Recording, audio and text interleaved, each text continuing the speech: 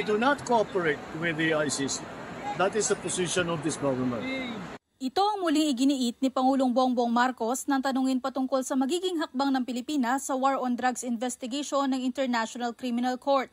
Sa pagdinig kasi ng Quad Committee ng Kamara, hinamon ni Duterte ang ICC na magtungo sa bansa at madiliin ang investigasyon sa war on drugs ng nagdaang administrasyon. I'm asking the ICC to hurry up and if possible they can come here and start the investigation tomorrow. Ang tagal nila, hurry up. Kasi baka matanda na ako, mamatay ako. Sabi naman agad ng Executive Secretary Lucas Bersamin, hindi pipigilan ng gobyerno si dating Pangulong Duterte kung nais nitong sumuko sa ICC. Sinagundahan ito ni PBBM. Was the comment of the Executive Secretary, the former Chief Justice, if yun ang gugustuhin ni PRRD, hindi naman kami haharang sa mga ICC. Hindi lang kami tutulong. Ngunit kung pumapayag siya na makipag-usap siya o magpa-imbestiga siya sa ICC, nasa kanya yun. Wala ng kaming desisyon doon. Pero kung i-refer ng ICC ang proseso sa Interpol at maglalabas ito ng red notice sa mga otoridad sa Pilipinas, kailangan na raw ng ating bansa na makipagtulungan.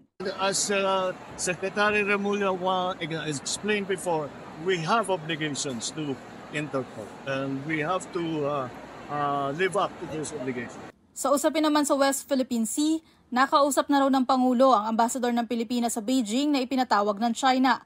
Kaugnay ito ng pagkondena ng China sa isinabatas na Philippine Maritime Zones Act at Philippine Archipelagic Sea Lanes Act. Sinasabi nila, sinasabi nila that we do not agree and they will continue to protect what they define as their sovereign territory. Of course, we do not agree with their definition of sovereign territory. So, naman na pinapagod dahil ganun pa rin ang sitwasyon natin, ganun pa rin ang posisyon. Una na sinabi ni Pangulong Bongbong Marcos na layo ng dalawang ipinasang batas na maging malinaw ang sakop ng ating teritoryo. At kahit na umaangal ang China, patuloy pa rin daw na ipaglalaban ng Pilipinas ang karapatan sa West Philippine Sea. Mobile Journal Julie Baiza po, hatid ang mukha ng balita.